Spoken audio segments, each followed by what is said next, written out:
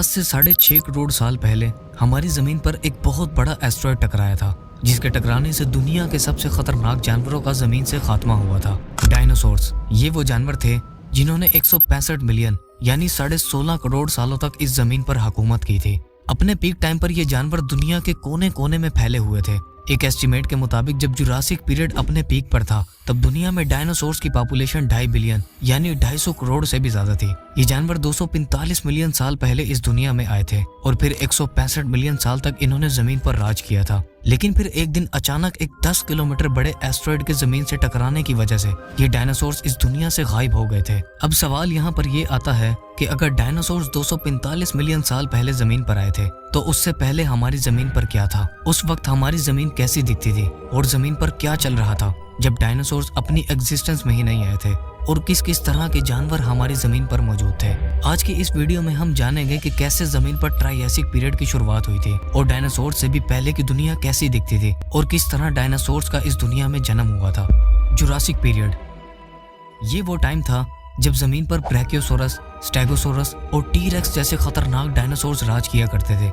लेकिन Jurassic period से भी पहले एक पीरियड था जिसे ट्रायसिक पीरियड कहा जाता है। इस पीरियड में दूर दूर तक डायनासोर्स का कोई नामो निशान नहीं था और जमीन पर मैगान्योरा जैसे 3 फीट बड़े कीड़े रहा करते थे, क्योंकि उस वक्त जमीन पर ऑक्सीजन के लेवल्स बहुत ज्यादा थे और अर्थ पर नई नई ऑक्सीजन और ओजोन की लेयर्स बनना शुरू हुई थी और ना ही टेक्टोनिक प्लेट्स में कोई खास मूवमेंट्स हो रही थी, जिसकी वजह से अर्थ का टेम्परेचर भी बिल्कुल नॉर्मल था। और इसी वजह से उस वक्त के कीड़े और रेप्टाइल्स आज के मुकाबले में 10 गुना ज्यादा बड़े होते थे। ट्रायसिक पीरियड जब अपने पीक पर था तब उस वक्त के स्कॉर्पियन और कॉकरोचेस 8 से 10 फीट जितने बड़े होते थे, जिनके फॉसिल्स आज भी साइंटिस्ट को जगह जगह से मिलते हैं, जिन पर रिसर्च कर ये पता चलता है कि ये जानवर 250 मिलियन साल पहले इस दुनिया में जिंदा थे। ट्रायसिक पीरियड के टाइम हमारी जमीन आज के मुकाबले बिल्कुल अलग थी। उस पीरियड में अर्थ पर अलग अलग कॉन्टिनेंट्स नहीं थे, बल्कि एक ही सुपर कॉन्टिनेंट था जिसका नाम था पैंजिया।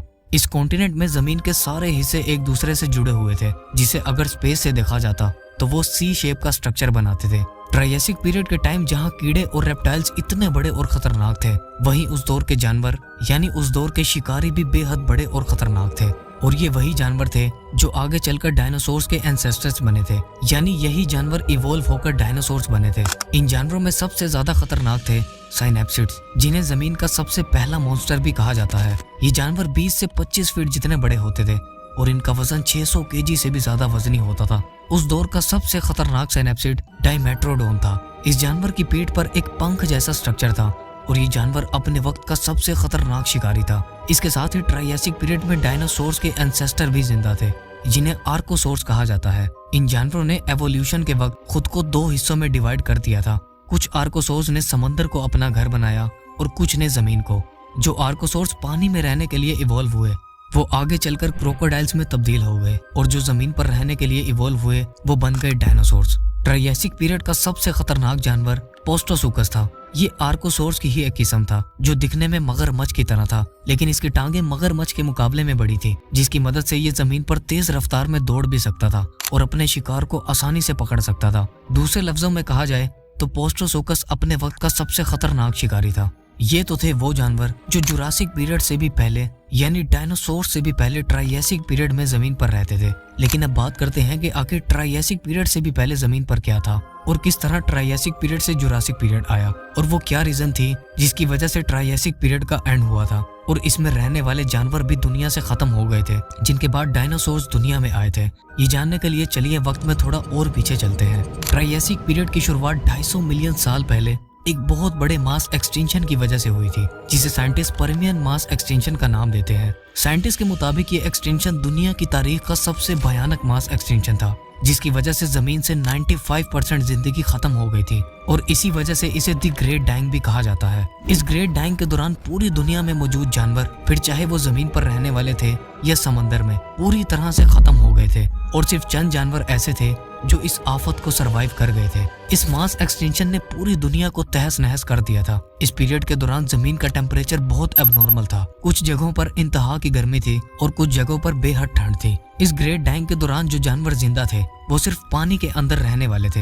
यानी जिस वक्त जमीन पर दी ग्रेट डाइंग चल रहा था उस वक्त जिंदगी सिर्फ पानी में मौजूद थी, क्योंकि जमीन बिल्कुल बंजर हो गई थी और जमीन पर दरख्त और प्लांट्स वगैरह की बहुत कमी थी। ये यूं कहें कि ग्रीनरी बिल्कुल ना होने के बराबर थी। अब सवाल यहाँ पर ये आता है कि आखिर इस मास एक्सटेंशन यानी द ग्रेट डाइंग के दौरान ऐसा क्या हुआ था जिसकी वजह से अर्थ का इकोसिस्टम इतनी बुरी तरह से तबाह हुआ था। दरअसल उस वक्त जमीन पर मौजूद साइबेरियन ट्रैप्स में मौजूद वोल्केनोस वोल्केनिक इरप्शन का शिकार हुए थे और इस वोल्केनिक इरप्शन की वजह से इतने भयानक विस्फोट हुए थे, यानी इतने भयानक धमाके हुए थे जिनसे निकलने वाली खतरनाक गैसेस जैसे कि कार्बन डाइऑक्साइड और सल्फर डाइऑक्साइड की तादाद अर्थ के इन्वायरमेंट में बहुत ज्यादा बढ़ गई थी। इन ग्रीन हाउस गैसेस के इन्वायरमेंट में बढ़ने की वजह से जमीन का टेम्परेचर तेजी से बढ़ने लगा था और हवा में सल्फर डाइऑक्साइड की मिकदार इस कदर बढ़ गई थी जिसकी वजह से बारिश एसिड रेन में तब्दील होकर बरसी थी और इसी बारिश से समंदर का पानी भी जहरीला हो गया था और इसके साथ साथ लैंड एनिमल्स का भी 70% हिस्सा मर गया था।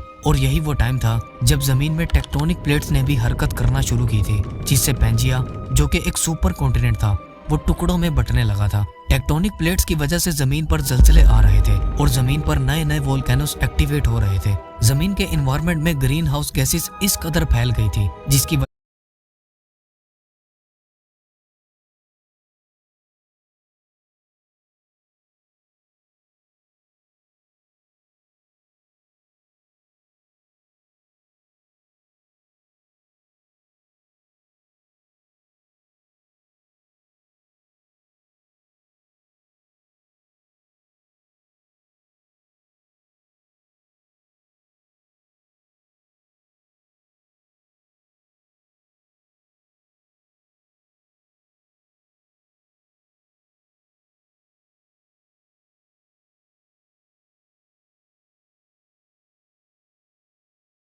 वजह से पानी में ऑक्सीजन के लेवल्स बहुत तेजी से कम हो रहे थे, जिसकी वजह से समंदर में रहने वाले सारे जानवर मरने लगे थे। ट्रायसिक पीरियड से पहले जितने भी बड़े बड़े जानवर, इंसेक्ट्स और रेंगने वाले रेप्टाइल्स थे वो पूरी तरह से खत्म हो गए थे और इस तरह इस मास एक्सटेंशन यानी द ग्रेट डाइंग का द एंड हुआ था, जिसके बाद ट्रायसिक पीरियड की शुरुआत हुई थी। ट्रायसिक पीरियड आज से 25 करोड़ साल पहले शुरू हुआ था और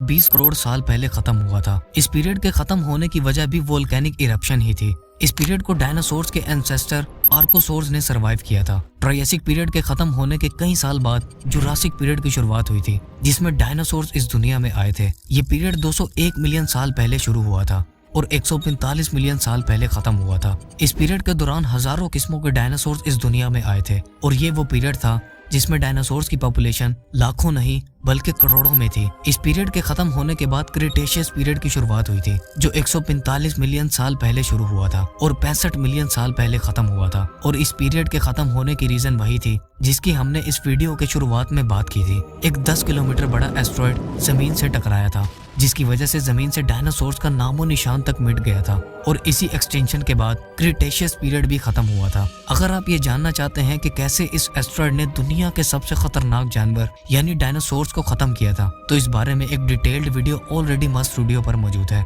तो हमारी जमीन कुछ ऐसी दिखती थी जब जमीन पर डायनासोर्स भी नहीं आए थे और जब ट्रायसिक पीरियड का वक्त चल रहा था, जब हमारी जमीन पर सिर्फ एक सुपर कॉन्टिनेंट हुआ करता था जिसे पेंजिया कहा जाता है। फिर टाइम आया जुरासिक पीरियड का, जिसमें डायनासोर्स ने जन्म लिया और आहिस्ता आहिस्ता अपनी पॉपुलेशन को बढ़ाया। उम्मीद है आप इस वीडियो को लाइक और शेयर करोगे और मस्ट स्टूडियो को भी सब्सक्राइब करोगे। मिलते हैं अगली वीडियो में, तब तक के लिए अल्लाह हाफ़िज़।